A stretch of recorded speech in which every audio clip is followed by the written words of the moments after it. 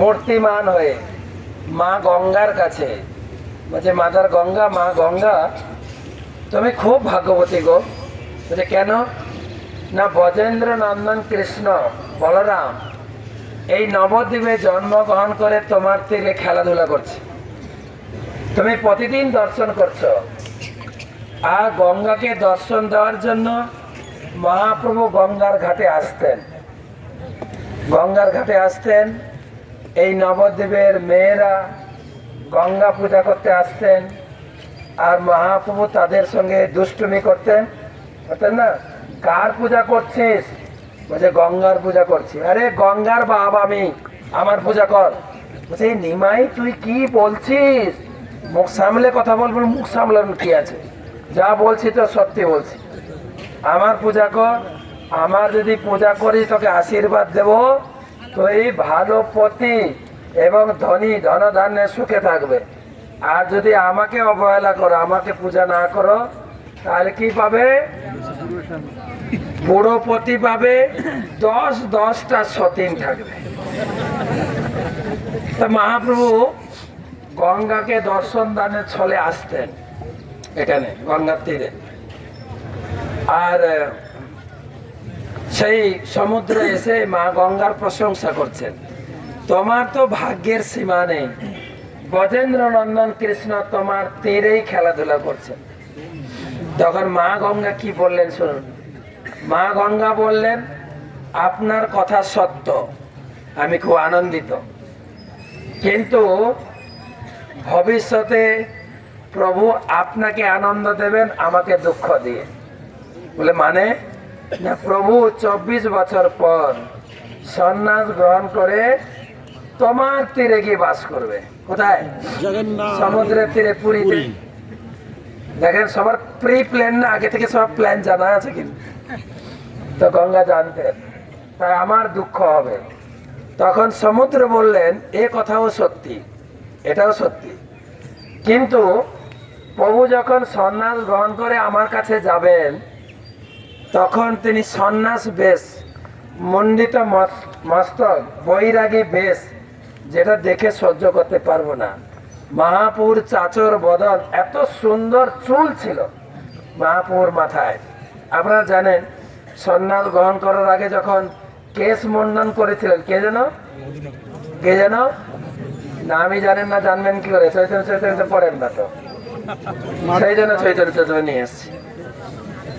এখান থেকে নিয়ে যান, বুকিং করেন। কালকে কতজন বুকিং করেছে? মাত্র 18 জন। 1800 লোকের 18 জন করেছে।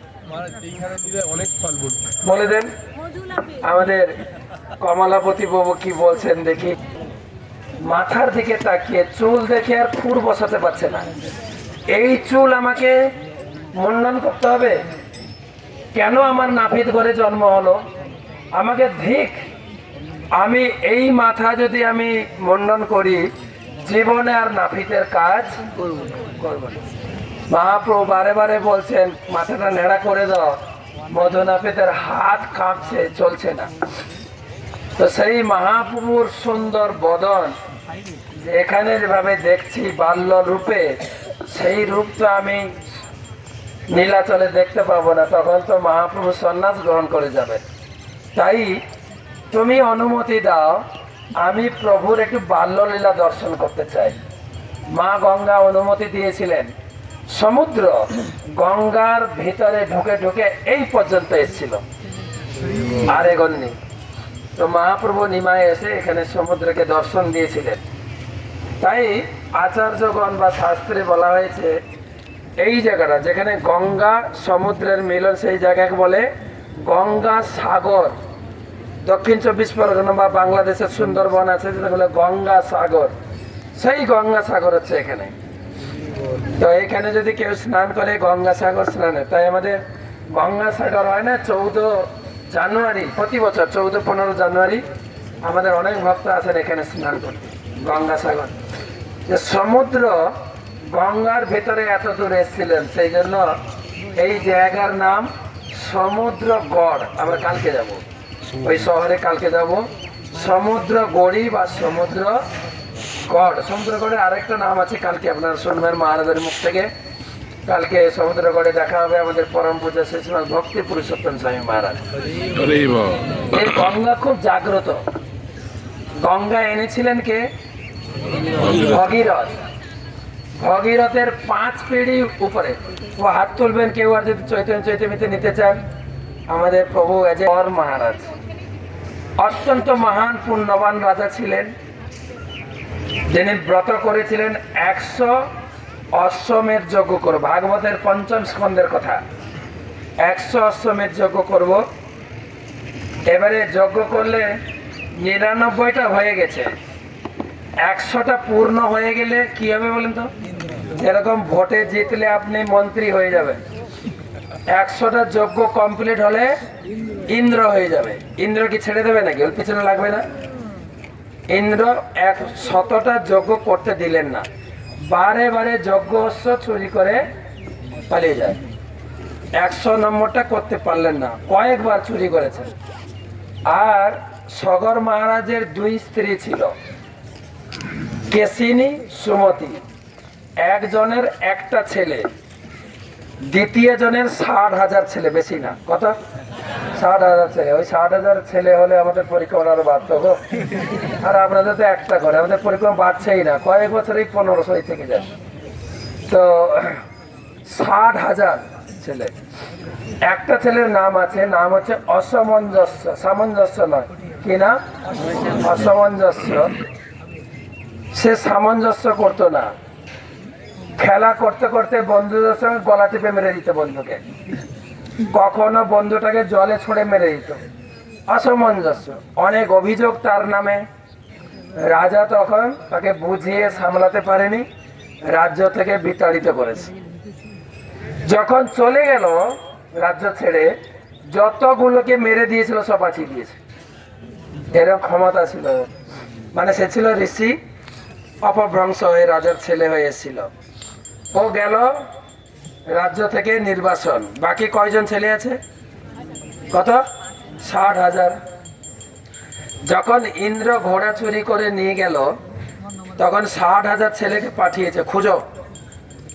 খুঁজতে খুঁজতে কোথাও পায়নি। ইন্দ্র পালাতে না পেরে ঘোড়াকে কোলে কপিল দেবের আশ্রমে বেঁধে রেখে ইন্দ্র অন্তর্ধান হয়ে গেছে, লুকিয়ে গেছে। এই 60,000 ছেলে খুঁজে খুঁজে তাকে, ঘোড়া তো এখানে, আর ওখানে কপিল দেব তিনি ধ্যানস্থ হয়ে বসে আছেন। কে চুরি করেছে তাহলে? এই লোকটা। এখন চুরি করে পালাতে না পেরে ধ্যানস্থ হয়েছে। মার মার মার মার। চারিদিকে 60,000 ছেলে অ্যাটাক করেছে। সে ছিল ভগবান, কপিল দেব ভগবান, এবং মহা তেজস্বী ব্যক্তি। এই যে মার মার সবাই এগিয়ে গেছেন, কিন্তু এই মহতের চরণে অপরাধের ফলে তাদের দেহের নিজের আগুনে 60,000 ছেলে ভস্মীভূত হয়ে গেল। নিজের দেহের আগুনে নিজেরাই মারা গেল। এখন খবর এলো ছেলে নেই, ছেলে সব মারা গেছে। তখন সগর রাজা এলেন, কপিল দেবের কাছে ক্ষমা চাইলেন এবং জিজ্ঞাসা করলেন, এই আমার ছেলেদের উদ্ধার হবে কি করে? তখন কপিল দেব বললেন, স্বর্গ থেকে যদি গঙ্গা আসেন, গঙ্গাকে যদি আনতে পারো, তাহলে গঙ্গার পবিত্র বাতাবরণে, গঙ্গা জলের সংস্পর্শে তোমার ছেলেদের মুক্তি লাভ হবে। হরি বল। তখন সগর রাজা সেই রাজ্য থেকে বিতাড়িত করা ছেলেটাকে ফেরত আনলেন। কি নাম ছিল? অসামঞ্জস্যকে ডেকে রাজ্য অর্পণ করে রাজা চলে গেলেন গঙ্গাকে আনার জন্য।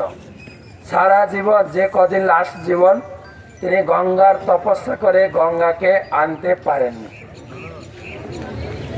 প্রথম হচ্ছে সগর মহারাজ।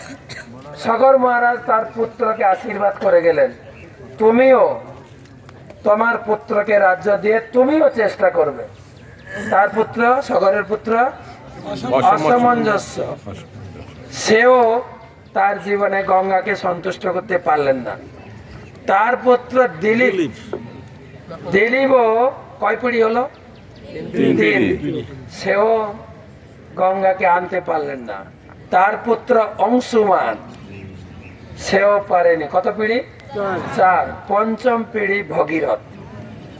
ভগীরথের তপস্যায় মা গঙ্গা দর্শন দিলেন আকাশ মার্গে, বৎস তোমার তপস্যা আমি সন্তুষ্ট, বর মাগো তুমি। বলছে মা একটাই বাসনা, আমার পূর্বপুরুষরা মহতের চরণে অপরাধ করার ফলে তাদের ভস্মীভূত হয়ে গেছে, তাদেরকে উদ্ধার করার জন্য মা তোমাকে আসতেই হবে। মা বললেন ঠিক আছে আমি আসব, আমার দুটো শর্ত। বলে কি শর্ত? না প্রথম শর্ত হচ্ছে আমি যে উপর থেকে নামবো, দেখুন আমার কারো বাড়ি যদি দোতলা, তিনতলা, পাঁচতলা হয়, বর্ষার জল ছাদ থেকে যখন নিচে পড়ে গর্ত হয়ে যায় না? হ্যাঁ গর্ত হয় না? এবারে স্বর্গ থেকে গঙ্গা নামবে, কিন্তু আমাকে ধারণ করবে কে? নাহলে তো আমি মাটি ফুটে পাতালে চলে যাব। তখন স্বর্গের গঙ্গা তাকে ধারণ করবেন, স্বর্গের আরেকজন লোককে আনতে হবে। এই গঙ্গাকে আনতে 5 পিঁড়ি চলে গেল, আবার কোন দেবতাকে আনতে গিয়ে কয় পিঁড়ি লাগে। কিন্তু একজন দেবতা আছে খুব শর্টকাট সন্তুষ্ট হন, কে? শিব বাবা। শিব বাবা কোথাও কিছু কাজ আটকে গেলে শিব বাবাকে ধরবেন, খুব দয়ালু। শিবের তপস্যা করলেন, মা গঙ্গাকে রেখে দিয়ে কোথায় গেলেন? ওম নমঃ শিবায় বলুন, ওম নমঃ শিবায়, ওম নমঃ শিবায়, ওম নমঃ শিবায় করতে লাগলেন। আর শিব তাড়াতাড়ি চলে এলেন। বৎস কি চাই? বলে গঙ্গা নামবেন, গঙ্গাকে ধারণ করার জন্য আপনার সাহায্য চাই। বলে ঠিক আছে আমি আছি তোমার সঙ্গে। এদিকে হয়ে গেল একটা শর্ত। বলে দ্বিতীয় শর্ত। বলে দ্বিতীয় শর্তটা কি? মা গঙ্গা বললেন আমি উপর থেকে নেমে এই জগৎকে পবিত্র করব, আমার পবিত্রতার সুযোগ নিয়ে সবাই স্নান করবে, পাপ ছাড়বে। আমি তো পাপে ভারাক্রান্ত হয়ে যাব, আমাকে কে পাপ থেকে মুক্ত করবে? তখন ভগীরথের হৃদয়ে ভগবান অনুপ্রেরণা দিলেন। ভগীরথ বললেন মা তোমাকে পাপ মুক্ত করার শক্তি বৈষ্ণবের আছে। স অন্তস্তেন গদাভৃতা, বিষ্ণুকে হৃদয়ে ধারণ করেন যে বৈষ্ণব, সে যদি তোমার কোলে স্নান করে তোমাকেও পাপ থেকে মুক্ত করবে।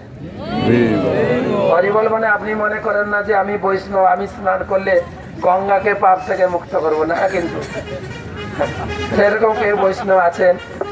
আমরা পাপ থেকে মুক্ত হবো গঙ্গা জলে স্নান করলে। এটা মনে করে না যে আমি গঙ্গাকে মুক্ত করব, না, ভুল ধারণা। কেউ আছেন উন্নত বৈষ্ণব, তাই সে এসে স্নান করলে। তো প্রশ্ন হচ্ছে দুটো শর্ত।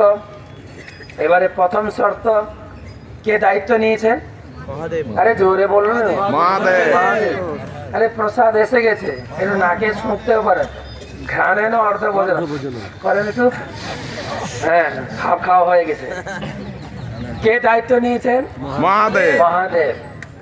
এবারে গঙ্গা বলে আচ্ছা মহাদেবের এত শক্তি, আমি উপর থেকে এত জোরে নামবো, মহাদেবকে নিয়ে একদম পাতালে যাব।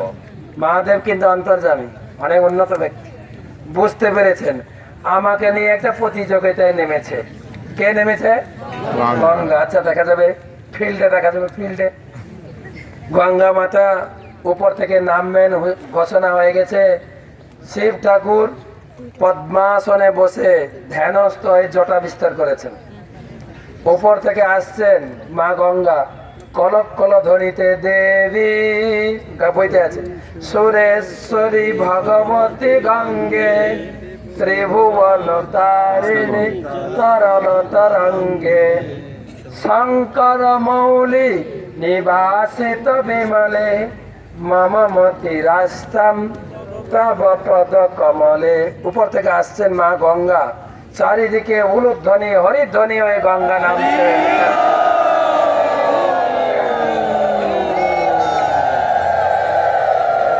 এদিকে শিব ঠাকুর জটা বিস্তার করে ধ্যানস্থ হয়ে বসছেন। গঙ্গা নামলেন ওখানে। গঙ্গা নেমে জটাতে আটকে গেলেন, বেরোতে পারছেন না। কত বড় ড্যাম বানিয়েছিলেন, পুরো জল ওখানে আটকে গেছে। গঙ্গা ঘুরছেন, কেন শিব বলেছিলাম ধারণ করব, তোমাকে বেরোতে দেব না। গঙ্গার ওখান থেকে বেরোতে পারছেন না। শিব মাথায় গঙ্গাকে ধারণ করেছিলেন, সেই জন্য শিবের আরেক নাম গঙ্গাধর। গঙ্গাধর এখন বেরোতে পারছে না। শিব ক্ষমা চাইলে, শিবের কাছে গঙ্গা ক্ষমা চাইলেন যে আমি প্রতিযোগিতায় ফেল। ক্ষমা চাইলেন যে আমাকে এখান থেকে বের করুন, আমাকে যেতে হবে ভগীরথের সঙ্গে।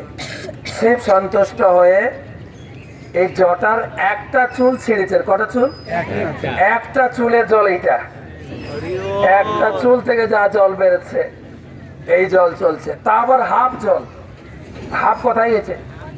হাফ কোথায় গেছে? পদ্মা বাংলাদেশে ভাগ করেছে না। মহাপ্রভু জানতেন যে এই আমাকে নিয়ে বাংলাটা দুভাগ হবে, পশ্চিমবঙ্গ আর সেই জন্য মা গঙ্গাও দুভাগ, বাংলাটার বাদ যাবে কেন? এই হাফ জল, আর হাফ জল তো বাংলাদেশে গিফট করা হয়েছে।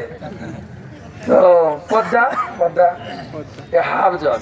কত জল জমা আছে এখনো, কত জল জমা এখনো। জল দেখেন, শিবের মূর্তি দেখেন, জল এখনো পড়ছে। সেই গঙ্গা ভগীরথজি সামনে শঙ্খ বাজাতে বাজাতে চলছেন, আর পিছনে আসছেন গঙ্গা। আস্তে আস্তে আস্তে আস্তে বাকিটা আর একদিন শোনাবো, প্রসাদ রেডি। তো এখন গঙ্গা শুধু মাটিতে নামলেন, যাওয়ার ব্যাপারটা আরেকদিন শোনাই। তো এই গঙ্গা অত্যন্ত জাগ্রত গঙ্গা। কলকাতায়ও গঙ্গা আছে বা অন্যান্য জায়গায় গঙ্গা আছে।